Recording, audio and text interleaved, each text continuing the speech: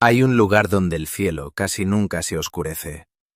Sobre el lago de Maracaibo, en Venezuela, los relámpagos caen durante 10 horas seguidas, hasta 28 destellos por minuto, tan intensos que durante siglos los marineros se guiaban por esa luz en lugar de un faro. Los pescadores todavía salen a trabajar justo bajo las descargas, porque aquí no hay otro empleo. 10 datos sobre la tormenta eterna del Catatumbo, y al final descubrirás qué pasó en 2010, cuando de repente todo quedó en silencio. Estimado espectador, solo te quitaré 15 segundos. Si quieres apoyar mi trabajo, deja un me gusta y un comentario. Es la mejor manera de ayudar al crecimiento del canal. Que disfrutes del vídeo. El 10º puesto es para los pueblos que se alzan directamente sobre el agua, en el único lugar del planeta donde el cielo se niega a apagarse. En las aguas poco profundas del sur del lago Maracaibo, en el delta pantanoso donde el río Catatumbo desemboca en el lago, hay asentamientos sin calles, sin pavimento y sin suelo firme en absoluto. Las casas descansan sobre pilotes de madera clavados en el barro, unidas por pasarelas estrechas que se flexionan bajo tus pies. Todo lo que hay debajo es agua, todo lo que hay encima es tormenta. Estas viviendas se llaman palafitos y son más antiguas que casi cualquier ciudad de la región.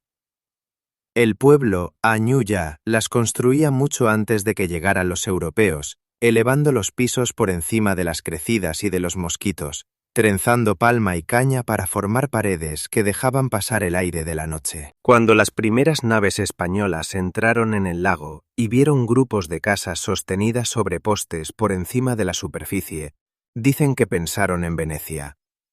El nombre que salió de esa comparación acabó pegándose a todo el país. La vida dentro de un palafito se organiza alrededor del agua, igual que en otros lugares la vida gira en torno a las carreteras. Los niños van a la escuela en bote, la compra llega en bote. Un vecino que pasa a tomar café amarra junto a tu escalera en vez de tocar en una verja. Debajo de las tablas del suelo, los peces se mueven entre los pilotes, y por la noche puedes oírlos golpear la madera. El aire huele a madera caliente, cuerda mojada, diésel de los motores fuera de borda, y al olor agudo y ácido del propio lago, que es en parte agua dulce y en parte mar. Y por encima de todo esto, casi cada noche, el cielo empieza a trabajar. Los destellos suelen comenzar después del anochecer y van creciendo poco a poco, primero como un pulso lejano, como si alguien estuviera probando un interruptor detrás de las montañas. Luego todo el horizonte empieza a parpadear. Dentro de una casa de madera con ventanas sin cristal, no hay forma de bloquear esa luz. Entra por las contraventanas, por las rendijas entre las tablas, por la puerta. La habitación se vuelve blanca, luego negra, luego blanca otra vez, decenas de veces en un solo minuto. Un techo de hojalata recibe la lluvia como si fuera una batería. Los objetos sueltos sobre la mesa aparecen y desaparecen a la vista. Lo verdaderamente extraño es lo normal que termina volviéndose. Los visitantes cuentan que se quedan de pie en una pasarela, con la boca abierta, incapaces de apartar la vista, mientras una mujer 2 casas más allá sigue removiendo una olla sin levantar la cabeza. Los pescadores remiendan las redes con esa luz y se ahorran el combustible del generador. Las abuelas se sientan en sillas de plástico mirando al agua, como otras personas miran la televisión. Los niños nacen en una casa donde las paredes parpadean toda la noche y crecen pensando que así es simplemente como se ve la noche en todas partes. Sin embargo, el lago no es un lugar estable para vivir. Los ríos que alimentan estas aguas poco profundas arrastran enormes cantidades de sedimentos y con los años ese limo se va acumulando bajo los pilotes. Los canales que antes permitían pasar a una embarcación cargada se convierten en barro. El agua se hace más somera, los peces escasean y al final las pasarelas conducen a una laguna que se va cerrando sobre sí misma. Algunas de estas comunidades se han ido vaciando poco a poco por exactamente esta razón. No por los relámpagos, sino porque el agua que tenían debajo desapareció en silencio. Las familias desmontan lo que pueden cargar, lo suben a un bote y se marchan, dejando los pilotes allí, como las costillas de algo que alguna vez estuvo vivo. Esos esqueletos abandonados son una de las imágenes más sobrecogedoras del lago. El armazón de una casa, sin paredes ni techo, todavía en pie sobre el agua, iluminado cada pocos segundos por una tormenta a la que no le importa si aún vive alguien allí. La madera se vuelve gris y blanda, las aves se instalan, los destellos siguen cayendo sobre ella, noche tras noche, igual que lo han hecho durante siglos. Eso es lo que hace que estos pueblos merezcan ser recordados. Aquí el relámpago no es un desastre que llega y se va, es una condición fija, como la humedad o la marea, y toda una forma de vida se ha moldeado alrededor de ella. La gente duerme bajo él, cocina bajo él, se enamora bajo él y entierra a sus muertos bajo él. El cielo más extremo de la tierra es el techo de alguien. Y eso plantea una pequeña pregunta, muy local. Aquí las familias están divididas en una cosa. Algunas dejan las contraventanas abiertas toda la noche, porque los destellos son luz gratis y el aire está más fresco. Otras las cierran bien, porque nadie duerme de verdad con un estrobo en la habitación. Si esa fuera tu habitación, frente a esa agua, ¿abiertas o cerradas? Escribe abiertas o cerradas en los comentarios. El 9º puesto de la lista es el propio motor, porque una tormenta tan regular no es clima, es maquinaria. Nada en la naturaleza se repite cientos de noches al año por casualidad, y el lago Maracaibo tiene una geografía que funciona como una fábrica hecha a medida para los rayos. Empecemos por la forma del lugar. El lago se asienta en una cuenca profunda, cerrada por montañas en 3 lados. Al oeste corre la Sierra de Perija. Al sur y al este se elevan los Andes venezolanos. Al norte hay una abertura estrecha hacia el mar Caribe. Imagina un cuenco con una sola grieta en el borde y aire cálido del océano entrando por esa grieta durante todo el día, todos los días, sin ningún sitio a donde ir una vez que llega. Ahora añade el agua. El lago Maracaibo es enorme y en su parte sur poco profundo y cálido. El sol tropical trabaja sobre esa superficie de la mañana a la noche, levantando humedad al aire en cantidades difíciles de imaginar. El aire sobre la cuenca se carga tanto de agua que estar afuera por la tarde se siente como respirar a través de una toalla mojada. La ropa deja de secarse. El metal suda. El calor se queda pegado a la piel en vez de pasar de largo. Ese aire saturado tiene que subir tarde o temprano, y las montañas se encargan de que así sea. Al final del día, las laderas que rodean la cuenca empiezan a enfriarse más rápido que el agua. Aire fresco y pesado se desliza desde las alturas y fluye hacia el centro del lago desde varias direcciones a la vez. Llega por debajo del aire cálido y empapado que flota sobre el agua y lo empuja hacia arriba como una cuña levanta una piedra. A partir de ahí, todo es física pura con consecuencias espectaculares. La columna ascendente se enfría mientras sube, el agua se condensa y la condensación libera calor, lo que hace que la columna ascienda todavía más rápido. Las cimas de estas nubes alcanzan altitudes donde la temperatura está muy por debajo de cero. Dentro de ellas, gotas de agua, granizo blando y cristales de hielo son lanzados arriba y abajo por las mismas corrientes violentas, chocando sin parar. Esos choques arrancan carga de una partícula y se la entregan a otra. Los ligeros cristales de hielo con carga positiva son arrastrados hacia la parte alta de la nube. Los granizos más pesados con carga negativa descienden hacia la base. Ahora tienes una estructura de kilómetros de altura con una parte superior positiva y una inferior negativa, y el aire entre ambas actuando como un aislante que está siendo llevado al límite. Cuando la diferencia de voltaje vence, el aislamiento falla y se abre un canal de plasma sobrecalentado entre las dos. Eso es un relámpago, no un rayo lanzado hacia el suelo, sino el colapso repentino de una diferencia que ya era demasiado grande para sostenerse. La razón por la que las tormentas del Catatumbo parecen interminables es que la máquina nunca se apaga del todo entre un evento y otro. En cuanto una célula descarga y empieza a disiparse, el aire frío sigue bajando desde las montañas, el aire húmedo sigue apilado sobre el lago y una nueva torre comienza a levantarse junto a la anterior. El resultado no es una sola tormenta cruzando el cielo, sino una línea de producción continua de tormentas, cada una tomando el relevo de la anterior. El ritmo es casi de reloj. La actividad suele empezar al anochecer, intensificarse pasada la medianoche, alcanzar su punto más fuerte en las horas más oscuras y luego desvanecerse cuando sale el sol y desaparece el contraste de temperatura que lo impulsa todo. Quien esté en la orilla puede ver cómo la misma secuencia se repite noche tras noche. Una puesta de sol normal, una hora de calma, el primer pulso pálido detrás de la cordillera y luego un horizonte que no deja de arder hasta el amanecer. La estación cambia la intensidad, pero rara vez el patrón. Los meses más lluviosos traen los espectáculos más impresionantes, cuando el suministro de humedad está al máximo y las torres alcanzan mayor altura.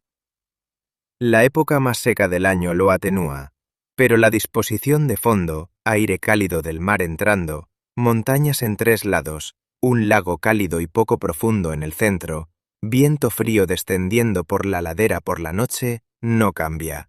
Y por eso este rincón del mundo produce en una semana lo que la mayoría de los lugares produce en un año. Hay algo silenciosamente humillante en eso. La tormenta no está de visita, no es una anomalía, ni un fenómeno raro, ni una señal de nada. Es el resultado predecible de un paisaje que por casualidad quedó moldeado exactamente mal o exactamente bien, según quien tenga que dormir debajo de él. Montañas, mar y sol se organizaron como un generador mucho antes de que hubiera alguien aquí para verlo funcionar, y desde entonces no ha dejado de hacerlo. Una oscura cuenca de aire levantando otra, noche tras noche tras noche. La octava propuesta es una teoría que ha acompañado a esta tormenta durante décadas, repetida en documentales, libros de texto y artículos de viaje, y que sigue sin demostrarse. La idea de que los relámpagos del lago Maracaibo se alimentan del metano que asciende desde los pantanos. El argumento resulta seductor porque los ingredientes, en efecto, están ahí. La cuenca de Maracaibo es una de las regiones petroleras más ricas del planeta, y donde hay petróleo, hay gas. Bajo los humedales del extremo sur del lago, la vegetación en descomposición, atrapada en un lodo pobre en oxígeno, produce metano de forma continua. Cualquiera que haya avanzado en una barca por esos canales lo ha visto. Basta clavar un palo en el fondo para que suban burbujas y revienten en la superficie con un tenue olor a pantano. En algunos lugares, la filtración es tan intensa que incluso puede detectarse desde el aire. A partir de ahí, la teoría construye una cadena impecable. El metano es más ligero que el aire. Asciende. Si suficiente cantidad se eleva hasta las nubes de tormenta, el razonamiento dice que altera las propiedades eléctricas del aire, facilitando la separación de cargas o la formación de un canal de descarga. Añade una abundancia inusual de ese gas a una cuenca ya propensa a las tormentas y obtienes un cielo que supera a cualquier otro del planeta. Suena ordenado. Explica por qué este lugar, y no otro lago tropical cualquiera, terminó con el récord. El problema es que, cuando los investigadores fueron a buscar el mecanismo, una y otra vez descubrieron que no lo necesitaban. Estudios detallados de la atmósfera de la región apuntaron a algo mucho menos exótico. La forma del terreno y el comportamiento de los vientos nocturnos bastan, por sí solos, para explicar las tormentas. Aire cálido y húmedo atrapado en una cuenca rodeada de montañas. Aire frío descendiendo por las laderas después del anochecer. Un lago poco profundo y cálido que aporta combustible sin fin. Mete esos datos en el modelo y los relámpagos aparecen sin necesidad de añadir ningún gas especial. Los científicos que estudian el patrón han podido anticipar periodos tranquilos y periodos activos solo con datos de viento y humedad. Una teoría que no hace falta para explicar el resultado es una teoría en apuros. Además, existe un problema de medición. Nadie ha demostrado que las concentraciones de metano en las nubes de tormenta sobre el lago sean significativamente más altas que en otros lugares. El gas que se filtra desde un pantano se dispersa rápido en una atmósfera ventosa y turbulenta. La cantidad necesaria para modificar el comportamiento eléctrico de nubes de kilómetros de altura sería enorme, y los humedales de abajo no parecen producir nada ni remotamente cercano a esa escala. También está el incómodo hecho de que los pantanos que liberan metano existen por todo el trópico, en deltas fluviales y cuencas de turba en todos los continentes, y ninguno de esos lugares se ilumina como este. Lo que existe es una conexión que suena plausible, no una cadena de pruebas. Eso no hace que la idea sea inútil y tampoco ha desaparecido del debate serio. Algunos investigadores siguen considerando posible que el gas local desempeñe un papel de apoyo, empujando las condiciones en lugar de dirigirlas.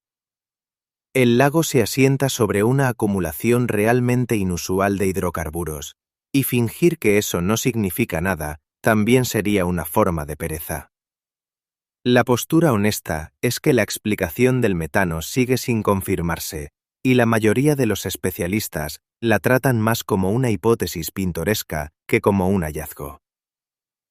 Lo interesante de esta historia es hasta dónde llegó de todos modos. La versión del metano tiene una forma muy atractiva, un ingrediente secreto, oculto bajo tierra, alimentando en silencio un espectáculo. Le da a la tormenta una causa que puedes señalar con el dedo. Las explicaciones hechas de presión atmosférica, gradientes de temperatura y vientos de ladera son más difíciles de retener en la cabeza y mucho más difíciles de meter en una sola frase. Así que la historia del gas de los pantanos se difundió, se repitió con seguridad y acabó endureciéndose hasta sonar como un hecho establecido, simplemente porque se ha dicho demasiadas veces. Párate en esos humedales al atardecer y entenderás perfectamente por qué la gente quiso creerlo. El agua está cálida y quieta, el aire huele apenas a descomposición y gasolina, las burbujas estallan alrededor de la barca con un pequeño chasquido húmedo. Las garzas permanecen inmóviles entre los juncos, y entonces empiezan los primeros destellos detrás de las montañas, y todo el mundo verde y plano comienza a parpadear, y parece obvio, físicamente obvio, que lo que sale de ese lodo debe estar conectado con lo que ocurre allá arriba. Probablemente no lo esté. La verdad más probable es que este lago ardería cada noche, aunque el suelo bajo él no contuviera más que arcilla y agua. Pero la teoría perdura porque captura algo real del lugar. Cuando estás en medio de él, no puedes quitarte la sensación de que la tormenta se alimenta desde abajo, de que algo en la oscuridad está suministrando en silencio al cielo, y de que toda la cuenca es una sola máquina conectada que respira bajo tu barca. La séptima posición le pertenece a una combinación que suena a chiste contado por un ingeniero. El cielo más propenso a los rayos del planeta, situado justo encima de uno de los campos petroleros más antiguos y más activos del mundo. El lago de Maracaibo convirtió a Venezuela en un país petrolero.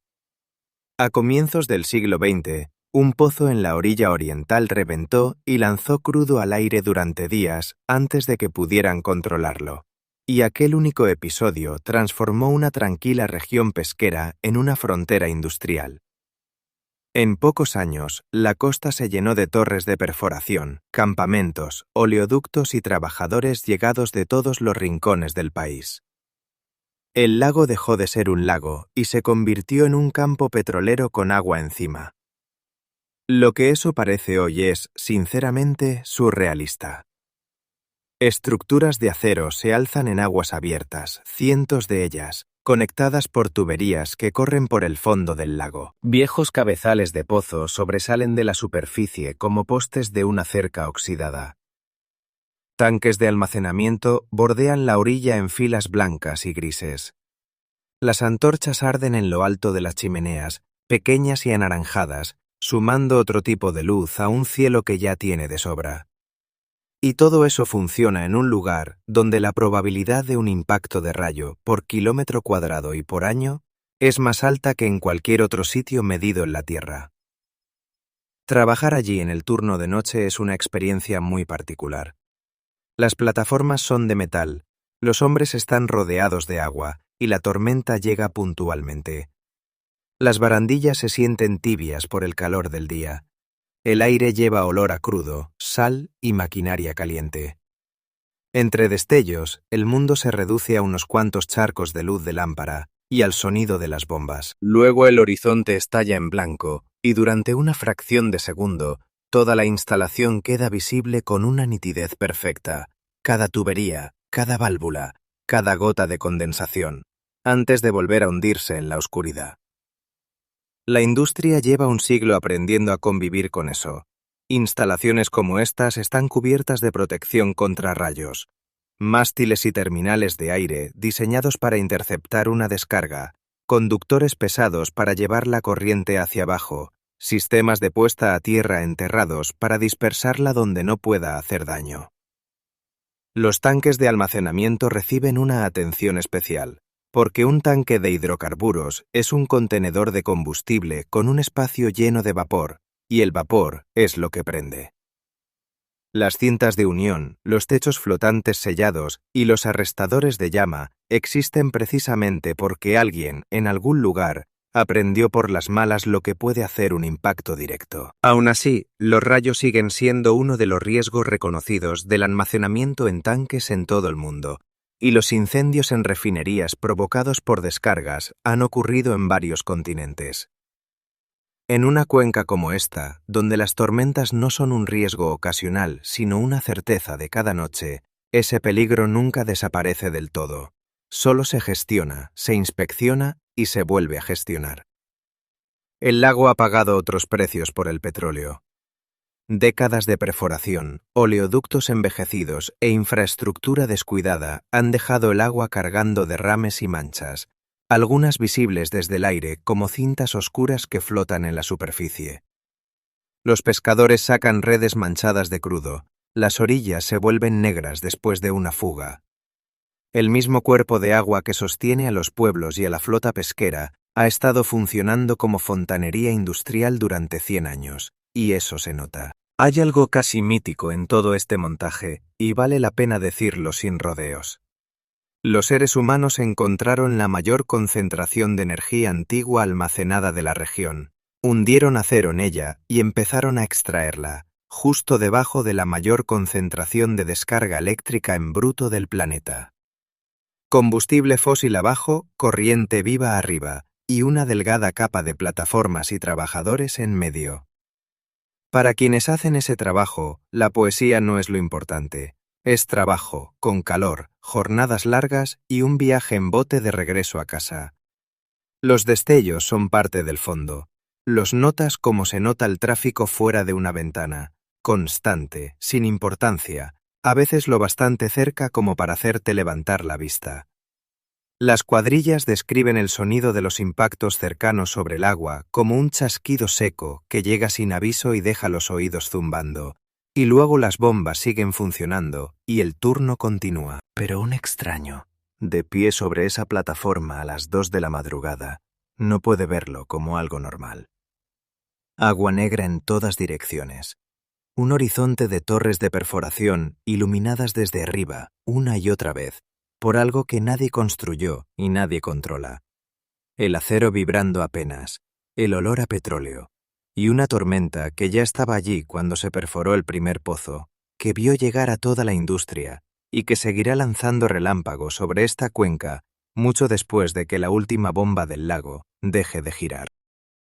En el puesto número 6 está el propio título, respaldado por mediciones y no por leyendas. El lago Maracaibo ostenta el récord de ser el lugar más castigado por rayos del planeta. Durante mucho tiempo, esto fue más una fama que una cifra.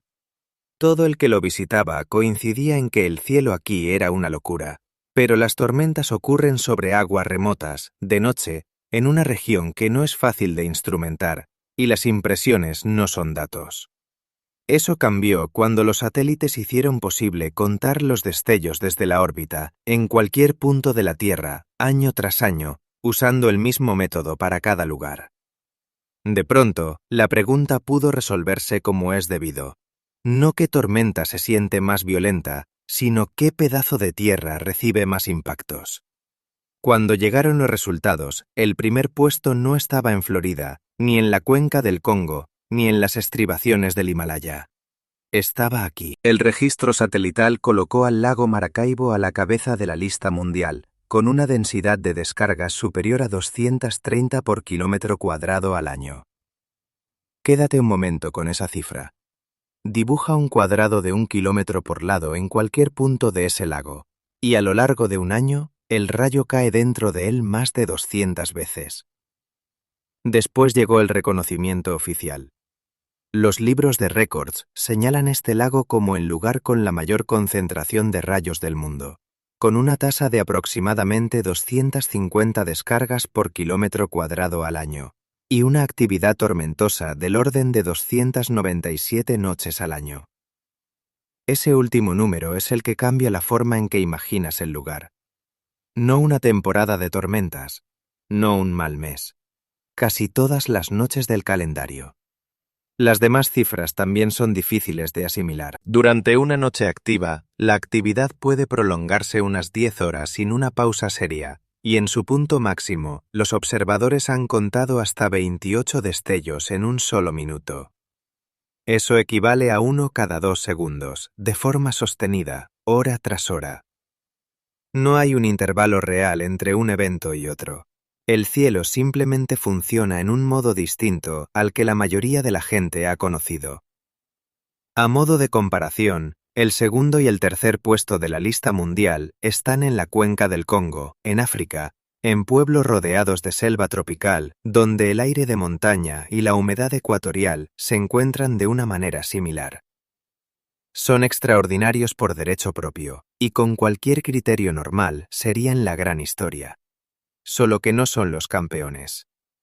El lago venezolano les gana, y lo hace de forma constante, apareciendo en lo más alto del ranking año tras año, en lugar de ganar una vez y volver a bajar.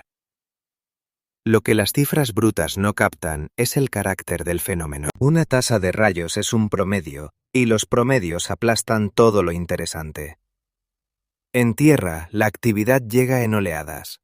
Un tramo en el que el horizonte palpita suavemente, y luego un periodo en el que varias celdas descargan a la vez y la luz deja de ser destellos individuales para convertirse en un resplandor continuo y tembloroso. Algunas descargas ni siquiera tocan el suelo, en cambio viajan de nube a nube en largas ramas horizontales que se arrastran por la base de la tormenta como grietas que se abren en el hielo. Los colores cambian con la distancia y el polvo. Las tormentas cercanas arden en blanco y azul blanquecino. Las lejanas, vistas a través de cientos de kilómetros de aire húmedo, llegan en tonos naranja, rosa y rojo intenso, porque la atmósfera va filtrando las longitudes de onda más frías en el camino. En una buena noche, todo el horizonte sur puede parecer un incendio detrás de una cresta, salvo que los incendios no parpadean. La luz también se refleja en el agua. Así que el lago de abajo estalla al mismo instante, y por un momento no hay ninguna línea visible entre el cielo y la superficie. Los fotógrafos que vienen aquí por primera vez suelen cometer el mismo error. Se preparan esperando a que caiga un rayo, como harían en cualquier otro sitio. Cámara apuntando al trozo de cielo más prometedor, dedo listo, paciencia obligatoria. Aquí ese instinto no sirve de nada. No esperas al rayo. Apuntas la cámara al horizonte, abres el obturador y el rayo entra solo en el encuadre, varias veces, antes de que vuelvas a cerrarlo. Eso es lo que realmente describe el récord. No una tormenta violenta, sino un lugar donde un fenómeno que la mayor parte de la humanidad considera raro, peligroso y memorable, ha quedado reducido a ruido de fondo. En algún lugar del mundo, esta noche, alguien verá un solo relámpago y hablará de él durante una semana. Sobre este lago, ese mismo relámpago sería uno entre miles, sin que nadie le preste atención, sin que nadie lo fotografíe, desaparecido en el tiempo que tarda en parpadear. Un destello más en un lugar que en silencio lleva superando a todos los demás cielos de la Tierra desde que alguien empezó a contarlos. El quinto puesto es para el detalle que inquieta a los visitantes más que las propias tormentas. En gran parte de esta región, los relámpagos llegan completamente en silencio. La física detrás de esto es sencilla, y saberlo no le quita ni un ápice de impacto. Un canal de rayo calienta el aire circundante hasta temperaturas varias veces superiores a la superficie del Sol en una fracción de segundo. Ese aire estalla hacia afuera y la onda de choque, al expandirse y debilitarse, se convierte en el ruido que todos conocemos como trueno. Pero el sonido no viaja muy lejos en aire libre, se absorbe, se dispersa por la turbulencia y se curva hacia arriba por las capas de temperatura, y en algún punto más allá de los 10 a 25 kilómetros, según las condiciones, desaparece por completo por debajo del umbral de audición. La luz no tiene ese límite. Un destello lo bastante intenso como para verse desde lejos sigue siendo visible mucho después de que su sonido haya sido borrado por la distancia. Así que si la tormenta está más allá de ese horizonte acústico, obtienes todo el espectáculo visual con la pista de audio eliminada. En la mayor parte del mundo esto ocurre de vez en cuando, un parpadeo lejano en el horizonte durante el verano, a veces llamado relámpago de calor, aunque el calor no tenga nada que ver. Alrededor del lago Maracaibo, como las tormentas se agrupan sobre una zona concreta de agua y la tierra que la rodea es llana y abierta, el relámpago silencioso no es una rareza ocasional. Es la condición normal para cualquiera que lo observe desde lejos. Vivirlo es de verdad desorientador. Los seres humanos estamos programados para esperar un estruendo después de un destello. El instinto de contar los segundos está tan arraigado que la gente lo hace sin pensarlo. Aquí cuentas y no llega nada. Vuelves a contar y no llega nada. 20 destellos después, tu cuerpo sigue tenso, esperando un sonido que nunca va a aparecer, y ese desajuste produce una clase muy concreta de inquietud que no tiene nada que ver con el miedo a que te caiga un rayo. La escena que crea es hermosa de una manera que casi parece artificial. Aire cálido, pesado, completamente inmóvil. Insectos moviéndose en la hierba, tal vez un perro en algún lugar, una radio, el agua golpeando suavemente contra el casco de una embarcación. Y por encima de todo eso, todo un horizonte convulsionando en blanco y naranja, enormes estructuras ramificadas apareciendo y desapareciendo sobre las montañas, sin que nada de ello haga el menor ruido. Parece una proyección, parece algo que ocurre detrás de un cristal. Las nubes mismas se iluminan desde dentro. Gran parte de la actividad aquí es de nube a nube, más que de nube a tierra, así que en vez de un solo rayo, a menudo ves cómo toda la torre resplandece, brevemente, como una linterna de papel con una bombilla encendiéndose y apagándose en su interior. Luego se ilumina una segunda torre, luego una tercera, en una cadena que recorre la línea de la tormenta. Si lo observas el tiempo suficiente, deja de parecer meteorología y empieza a parecer comunicación, una forma avisando a la siguiente a través de la oscuridad. Quienes crecieron aquí tienen su propia manera de leer el cielo. El silencio significa que está lejos, el sonido significa que se ha acercado, y la llegada del primer trueno de verdad es el momento en que la noche cambia de carácter, el punto en que el espectáculo se convierte en tormenta, cuando se bajan las persianas, se mueven las embarcaciones y cualquiera que siga de pie en un muelle entra en casa. Los niños aprenden esa diferencia antes de aprender a nadar, y los adultos la aplican sin pensar. Igual que en otros lugares la gente mira al cielo y decide si llevar abrigo. Esa transición es abrupta, destellos silenciosos durante una hora, luego un rumor grave que se siente más en el pecho que en los oídos, después el viento cambiando de dirección y luego la lluvia llegando como una pared sólida que puedes ver avanzar sobre el agua. Y una vez que está encima, el ruido es enorme, crujidos secos y agudos sin ningún retraso entre la luz y el sonido, porque ya no queda distancia para que exista ese retraso. Pero la versión silenciosa es la que se queda con la gente. algo lo bastante violento como para fundir arena y partir árboles, ocurriendo sin parar, a unas pocas decenas de kilómetros, absolutamente mudo. La distancia entre la energía que se libera y la que realmente te alcanza es casi imposible de abarcar con la mente. Estás viendo uno de los procesos más destructivos de la naturaleza funcionar a toda potencia al otro lado de una habitación, y suena más bajo que tu propia respiración. Hay una vieja comparación, hecha por personas que han observado este lago durante décadas, que dice que la tormenta se comporta como algo lejano que no sabe que estás ahí. Sin aviso, sin anuncio, sin sonido que te diga cuándo empieza o cuándo termina. Simplemente arde en el horizonte toda la noche, completamente indiferente a si alguien está despierto para verla, y luego se apaga al amanecer sin haber pronunciado una sola palabra. El número 4 es el papel que desempeñó esta tormenta durante cientos de años antes de que alguien la estudiara. Funcionó como un faro, y lo hizo mejor que la mayoría de los de verdad. Los destellos sobre el lago Maracaibo pueden verse desde una distancia extraordinaria. En condiciones despejadas, se ha informado de su resplandor desde hasta 400 kilómetros de distancia, lo que lo sitúa muy adentro del Caribe, mucho más allá del punto en que se ve cualquier costa. Un barco podía pasar un día entero de navegación lejos de tierra, con solo agua abierta en todas direcciones, y la tripulación aún así sabía exactamente dónde estaba Venezuela, porque una parte del horizonte sur estaba palpitando. Los marineros lo usaron como referencia de navegación durante siglos. Aparece en relatos de la región con un nombre que lo dice todo sobre cómo se le consideraba: el Faro de Maracaibo. No un punto de referencia, no una rareza. Un faro, registrado y utilizado como cualquier otra ayuda a la navegación. Los barcos que se acercaban a la costa de noche tomaban rumbo con el resplandor y se guiaban por él, usándolo para encontrar la entrada al lago o simplemente para confirmar dónde estaban antes del amanecer. Para entender por qué eso importaba, hay que recordar qué significaba realmente navegar antes de los satélites. La latitud podía calcularse con el sol o las estrellas con una confianza razonable. La longitud era la pesadilla.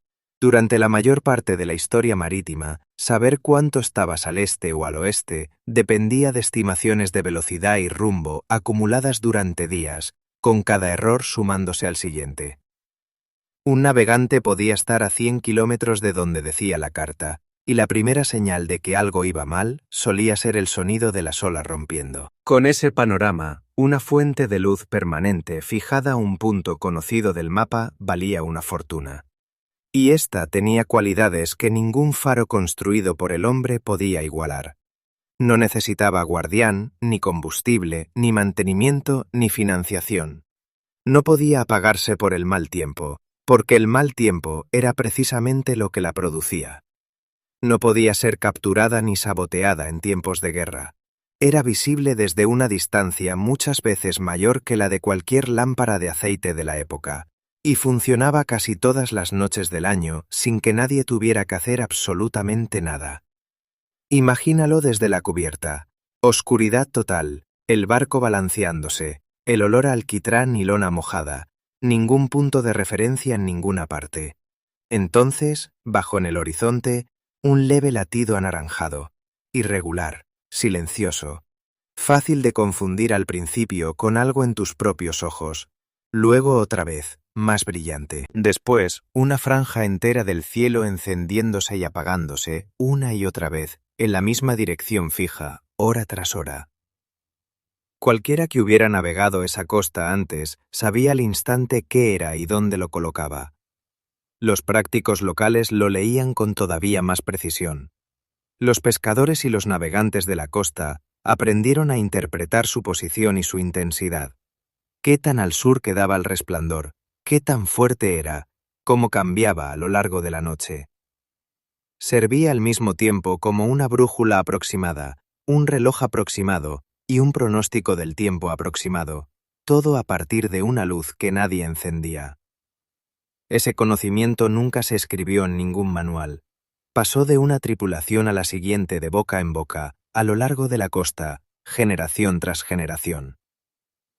La región nunca ha olvidado lo que le debe a ese cielo. El relámpago aparece en los símbolos oficiales del estado de Zulia, uno de los pocos lugares del planeta donde un fenómeno meteorológico ha sido adoptado formalmente como emblema cívico. Aparece en la poesía y en las canciones locales. Más de una vez se ha propuesto como patrimonio natural digno de protección oficial, con el argumento de que una característica atmosférica permanente forma parte de la identidad de una región tanto como una montaña o un río. Hay un detalle que hace que todo esto cobre sentido. Todo faro real que se ha construido existe porque los seres humanos decidieron que un tramo de costa era lo bastante peligroso como para merecer el gasto. Alguien lo estudió, alguien hizo números, alguien llevó piedra hasta un cabo y mantuvo una lámpara encendida toda la noche por un salario. Este ya estaba allí. Llevaba funcionando miles de años antes de que llegara el primer barco, sin pedir nada, marcando en el mapa un punto que nadie había dibujado todavía. Para los marineros que se guiaban por él, eso no era romántico. Era práctico, y era la diferencia entre llegar o no llegar.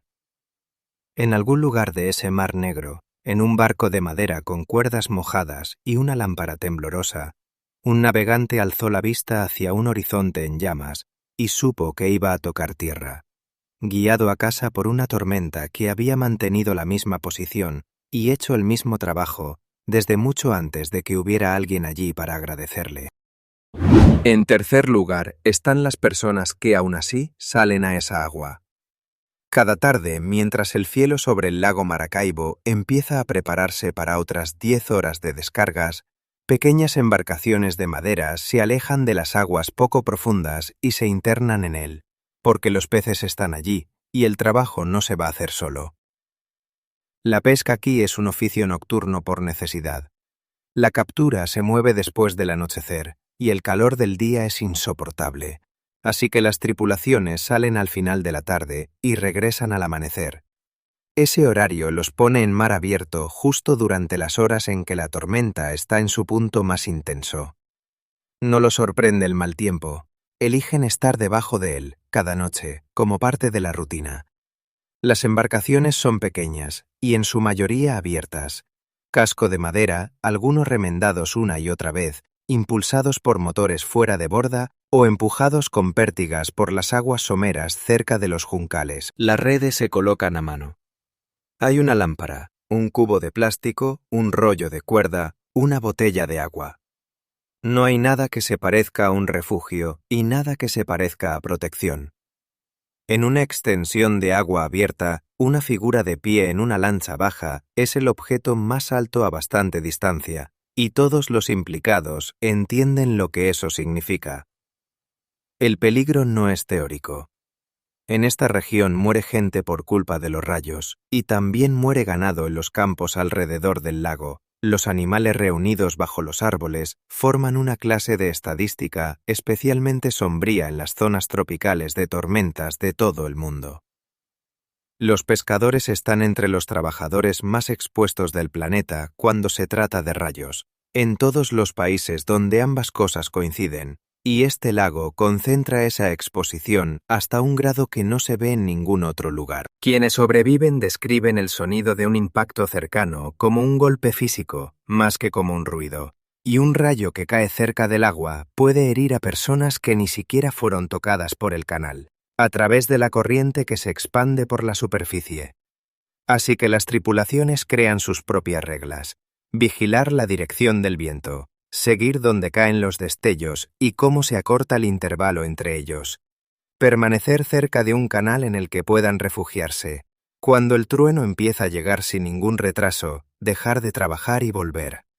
Estas reglas se transmiten más que enseñarse, y no están escritas en ninguna parte, y son la diferencia entre una noche normal y una de esas que el pueblo recuerda durante años. Lo que lo hace difícil es la economía, que no tiene nada de indulgente. La captura ha ido disminuyendo. El limo de los ríos ha ido colmatando canales y zonas de desove. Décadas de extracción petrolera han dejado el agua cubierta de manchas que ensucian las redes y contaminan el pescado. Las floraciones periódicas de vegetación flotante cubren la superficie con una alfombra verde lo bastante espesa como para atrapar una embarcación pequeña, obligando a las tripulaciones a abrirse paso a mano. Cada uno de esos problemas significa ir más lejos, permanecer más tiempo fuera y asumir más riesgo para traer menos de vuelta. Y aún así salen, porque la alternativa es nada. En los pueblos alrededor de las aguas poco profundas del sur no hay otra industria al alcance. Una embarcación y una red son toda la capacidad productiva de la familia. Si el bote no sale, nadie come bien al día siguiente, y esa cuenta se hace mucho antes de que nadie mire al cielo.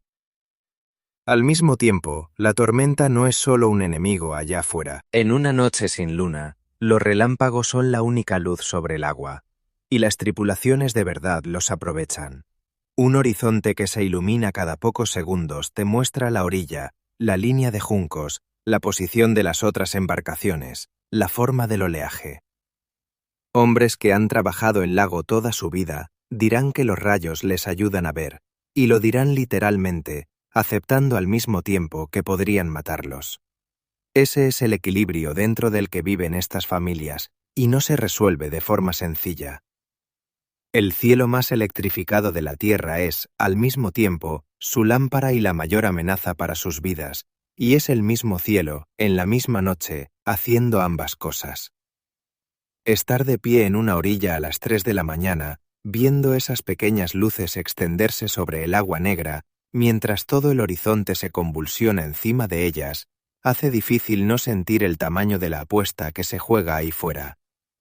Cada uno de esos puntos de luz es el sustento de una familia. Cada uno es una o dos personas en una embarcación abierta, a kilómetros de la costa, trabajando con las manos mojadas bajo la mayor concentración de rayos del planeta, saliendo otra vez mañana y la noche siguiente, porque eso es lo que exige el trabajo. El segundo lugar es una historia del año 1595, y es el momento en que esta tormenta dejó de ser solo un paisaje y empezó a cambiar la historia. El Caribe español en aquella época era un lugar tenso.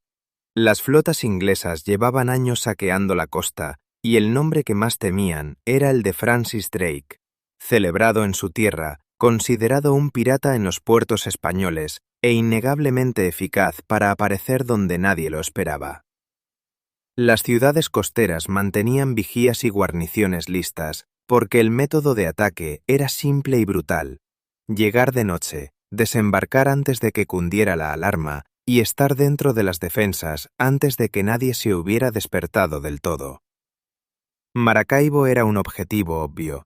Se encontraba en la entrada de un lago enorme, movía el comercio que entraba y salía del interior, y estaba defendida por una guarnición modesta que podía ser desbordada si se lograba el factor sorpresa. La oscuridad era el ingrediente esencial.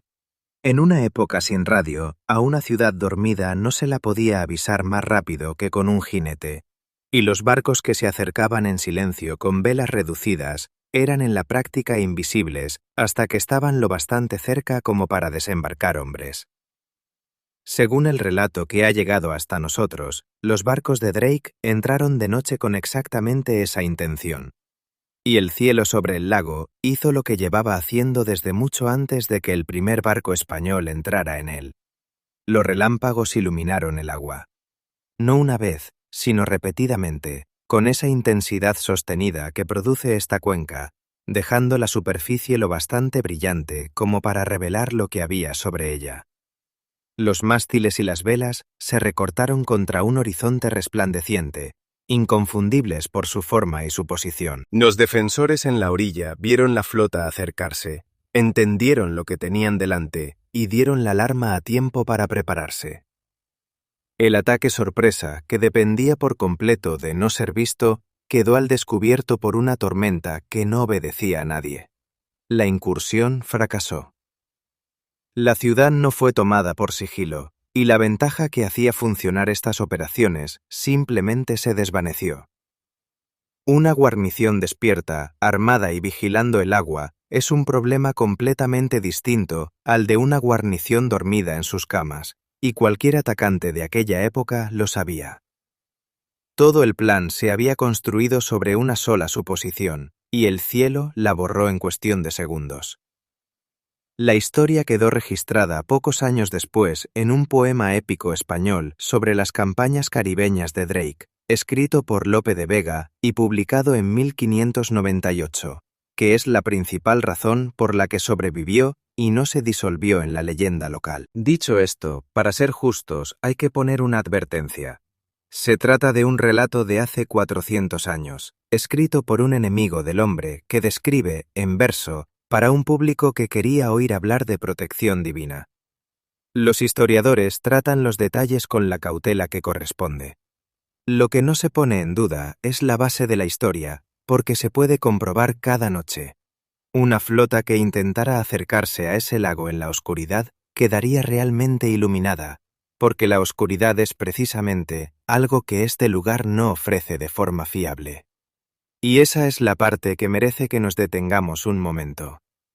Cada comandante del Caribe construía sus planes sobre una suposición tan básica que nadie pensaba en cuestionarla: que la noche significa cobertura.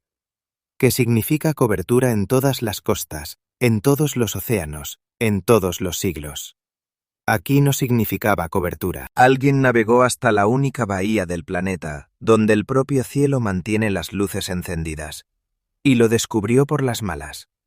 Las consecuencias fueron más allá de una sola incursión fallida. Maracaibo siguió siendo española. Las rutas comerciales a través del lago permanecieron abiertas. Un poco más de 2 siglos después, se libró otra batalla naval decisiva en estas mismas aguas durante las guerras de independencia, bajo el mismo cielo, haciendo lo mismo con cualquiera que intentara moverse sin ser visto.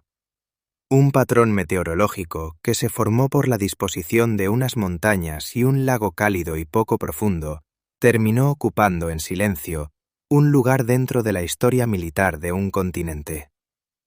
Hay una satisfacción especial en imaginar ese momento a bordo. Todo va como debe ir.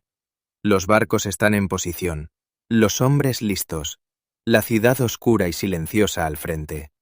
Entonces todo el cielo del sur se abre en blanco, y cada oficial a bordo entiende al mismo tiempo que acaban de ser fotografiados contra el horizonte para cualquiera en la orilla que tenga los ojos funcionando, y que eso va a volver a pasar en 2 segundos, y otra vez después, y que no hay absolutamente nada que hacer al respecto. El puesto número 1 todavía está por delante, y es lo más extraño que ha ocurrido jamás sobre este lago. No un récord, no una batalla, sino una noche en la que algo salió terriblemente mal con la propia tormenta. Escribe tu apuesta en los comentarios ahora mismo y sigue viendo para comprobar si acertaste. En el número 1, en un lugar definido por completo por la repetición, está justo lo que nadie había previsto: la noche en que el relámpago del Catatumbo se apagó. Primero hay que entender qué significa que se apague aquí. Esta es una tormenta que aparece casi 300 noches al año, que lleva ocurriendo desde que existen registros y que figura en relatos de navegación, poesía colonial, canciones populares y hasta en los símbolos oficiales de todo un estado. Tiene sus pausas, sobre todo en los meses más secos, pero pausa no significa ausencia total. Para la gente que vive alrededor del lago, el resplandor en el horizonte sur era tan fiable como la marea, el único rasgo del mundo en el que se podía confiar sin dudar. En enero de 2010, desapareció. Al principio, aquel silencio se tomó como una calma pasajera. Unas cuantas noches oscuras no alarman a nadie cuando la estación seca ya está en marcha. Pero las noches siguieron llegando, y el horizonte continuó negro, y al cabo de una semana la gente empezó a salir expresamente a mirar. A las 2 semanas era el único tema de conversación en los pueblos pesqueros. El lago de noche, sin un solo destello, se veía mal de una forma difícil de explicar con palabras. Pescadores que habían trabajado toda su vida con esa luz, de pronto estaban sobre aguas negras, con nada más que sus propias lámparas, incapaces de distinguir la orilla de un momento a otro. El apagón se mantuvo durante febrero, y luego durante marzo. Para un fenómeno que en la memoria viva nunca había faltado más que unos pocos días seguidos, una ausencia medida en meses era catastrófica. La gente del lugar empezó a decir abiertamente que el mundo se acababa, y no cuesta entender por qué. Si lo único verdaderamente permanente que has conocido simplemente se apaga, la conclusión obvia es que algo fundamental se ha roto. Los mayores decían que nunca habían oído hablar de algo así, ni en su propia vida ni en la de sus padres. La causa resultó ser climática, no apocalíptica. Aquel año llegó un El Niño intenso y con él una de las peores sequías que la región había sufrido en décadas. Los ríos que alimentan el lago bajaron de nivel, los humedales del extremo sur se encogieron. Los embalses de toda Venezuela cayeron tanto que el país entró en una crisis eléctrica, porque gran parte de su energía depende de las represas hidroeléctricas. El motor que produce la tormenta depende de un suministro enorme e ininterrumpido de humedad que asciende desde el agua cálida, y la sequía había cortado ese suministro de raíz. Sin combustible, la máquina no podía funcionar. La alarma la dio con más fuerza un ambientalista venezolano, Eric Quiroga, que llevaba años haciendo campaña para que el fenómeno fuera reconocido y protegido. Señaló la desaparición como prueba de que incluso algo tan inmenso podía interrumpirse, y advirtió que un clima cambiante y la degradación de los humedales de alrededor quizá no lo dejarían intacto. En abril de 2010 volvieron las lluvias, y con ellas regresó la tormenta. Los destellos reaparecieron sobre las aguas poco profundas del sur, exactamente como siempre, y en cuestión de pocas noches, el horizonte volvió a arder como si nada hubiera pasado. La gente salió a los pasarelas a verla arrancar de nuevo, y el alivio en esos pueblos era del tipo que normalmente se reserva para alguien que vuelve del hospital. Desde entonces ha seguido ahí, cientos de noches al año, sin cambiar de carácter. Pero algo sí cambió, y no fue en el cielo. Fue en la certeza. Antes de aquel año, la tormenta era permanente por definición, un rasgo fijo del paisaje, como las montañas que la hacen posible. Después de una temporada entera con el horizonte vacío, todos los que viven alrededor de ese lago saben algo que antes no sabían. Puede detenerse. No es una ley de la naturaleza. Es el resultado de un sistema que necesita agua cálida, aire húmedo y montañas colocadas de la manera exacta. Y si cualquiera de esas piezas falla lo suficiente, el mayor espectáculo de luces de la Tierra simplemente no aparece.